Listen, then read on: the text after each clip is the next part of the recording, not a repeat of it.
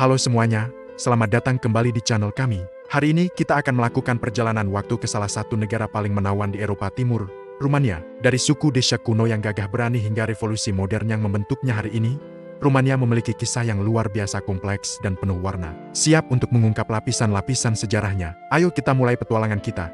Perjalanan kita dimulai lebih dari 2000 tahun yang lalu, di tanah yang dikenal sebagai Desha. Desha adalah rumah bagi suku-suku Serasia yang pemberani dan terkenal dengan kekayaan alamnya, terutama emas. Mereka adalah pejuang yang tangguh dan memiliki budaya yang kaya. Namun, kekuatan dan kekayaan mereka menarik perhatian Kekaisaran Romawi yang sedang berekspansi. Setelah dua perang sengit di awal abad kedua Masehi di bawah Kaisar Trajan, Desha akhirnya ditaklukkan dan menjadi provinsi Romawi.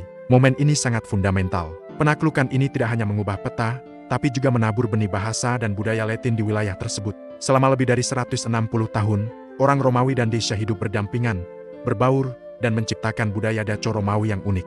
Proses ini melahirkan nenek moyang orang Rumania modern dan meletakkan dasar bagi bahasa Rumania, satu-satunya bahasa Romawi di Eropa Timur. Inilah mengapa nama negara ini, Rumania, secara harfiah berarti tanah orang Romawi. Setelah Romawi mundur pada akhir abad ketiga, wilayah ini memasuki periode yang sering disebut zaman kegelapan. Selama berabad-abad, gelombang migrasi suku-suku seperti Gav, Han, Avar, dan Slavia menyapu seluruh negeri. Periode ini penuh dengan ketidakpastian, tetapi juga merupakan masa di mana identitas Rumania terus terbentuk secara perlahan. Dari kekacauan ini, muncullah tiga kerajaan abad pertengahan yang menjadi cikal bakal Rumania: Wallachia, Moldavia, dan Transylvania. Masing-masing memiliki sejarahnya sendiri yang kaya, dipimpin oleh tokoh-tokoh legendaris. Di Wallachia, kita menemukan Vlad Impaler, atau Vlad ketiga Dracula. Meskipun reputasinya di dunia barat sering dikaitkan dengan mitos vampir, bagi orang Rumania, ia adalah seorang pahlawan nasional yang memerintah dengan tangan besi untuk mempertahankan kemerdekaan dari Kekaisaran Arman yang perkasa. Di Moldavia, ada Stephen the Great atau Stefan si Yalmara. Ia adalah seorang ahli strategi militer dan diplomat ulung yang memenangkan puluhan pertempuran melawan Ottoman, Polandia, dan Hongaria, mengamankan kedaulatan Moldavia selama beberapa dekade. Sementara itu, Transylvania memiliki sejarah yang lebih kompleks. Seringkali berada di bawah kekuasaan kerajaan Hongaria dan kemudian Kekaisaran Habsburg, menciptakan lanskap etnis dan budaya yang sangat beragam. Masa ini juga merupakan zaman keemasan bagi pembangunan biara-biara yang dilukis dengan indah di Bukovina, yang kini menjadi situs warisan dunia UNESCO, serta kastil-kastil megah yang menghiasi pegunungan Carpathian. Memasuki era modern, angin perubahan mulai bertiup kencang di seluruh Eropa, dan Rumania tidak terkecuali. Pada pertengahan abad ke-19, semangat nasionalisme membara. Wallachia dan Moldavia, yang telah lama berjuang secara terpisah, akhirnya bersatu pada tahun 1859 di bawah satu penguasa, Alexandru Ioan Cuza. Momen bersejarah ini meletakkan fondasi bagi negara Rumania modern. Beberapa tahun kemudian, pada tahun 1866, seorang pangeran Jerman, Karol dari Hohenzollern-Sigmaringen, diundang untuk menjadi penguasa, dan pada tahun 1881, ia dinobatkan sebagai Raja Karoli, menandai lahirnya kerajaan Rumania.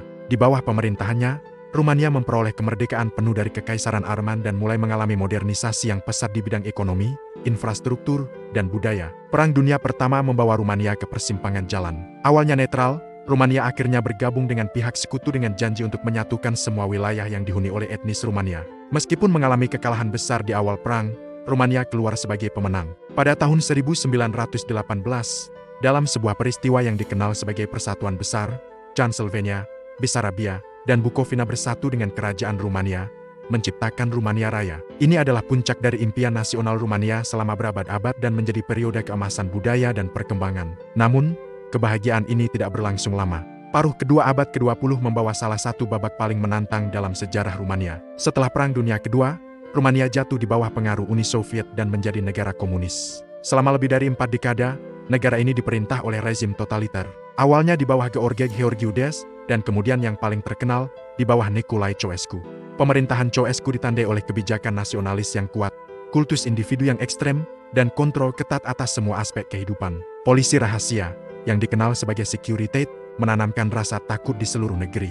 Meskipun Rumania mencoba menjaga jarak dari Moskow dalam kebijakan luar negerinya, rakyatnya menghadapi kesulitan ekonomi yang parah, kekurangan makanan dan energi, serta penindasan hak asasi manusia yang sistematis. Pembangunan besar-besaran yang merusak, seperti proyek sistematisasi desa dan pembangunan istana rakyat yang monumental di Bucharest, semakin memperburuk penderitaan rakyat. Pada bulan Desember tahun 1989, ketidakpuasan yang telah lama terpendam akhirnya meledak. Dipicu oleh protes di kota Timisoara, sebuah revolusi menyebar ke seluruh negeri, berpuncak pada jatuhnya rezim Ceausescu.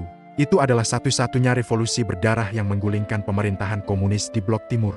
Momen ini menjadi titik balik yang krusial, membuka jalan bagi Rumania untuk memulai transisi yang sulit menuju demokrasi dan ekonomi pasar. Jalan ini tidak mudah.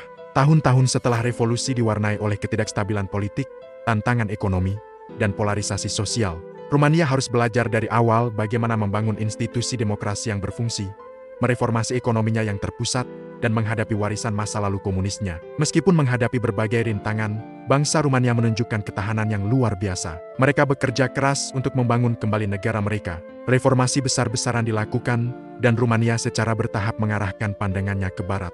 Puncaknya adalah ketika Rumania berhasil bergabung dengan NATO pada tahun 2004 dan Uni Eropa pada tahun ke-2007. Keanggotaan ini bukan hanya simbol pengakuan internasional, tetapi juga pendorong utama modernisasi dan kemajuan. Hari ini, Rumania adalah negara yang dinamis dan terus berkembang. Kota-kotanya ramai dengan inovasi teknologi, sementara pedesaannya masih mempertahankan pesona dan tradisi kuno. Tentu saja, tantangan masih ada. Isu-isu seperti korupsi, emigrasi tenaga kerja terampil, dan kesenjangan ekonomi masih menjadi perhatian utama. Namun, semangat rakyat Rumania untuk menciptakan masa depan yang lebih baik tetap kuat.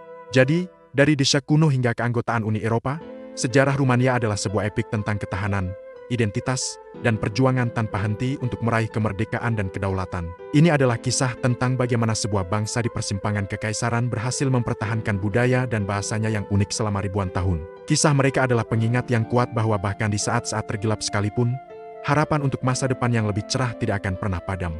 Terima kasih banyak telah menemani kami dalam perjalanan menelusuri sejarah Rumania yang menakjubkan ini. Semoga video ini memberikan Anda wawasan baru tentang negara yang luar biasa ini. Jika Anda menyukai konten ini, jangan lupa untuk like, subscribe, dan nyalakan lonceng notifikasi agar tidak ketinggalan video kami berikutnya. Sampai jumpa lagi.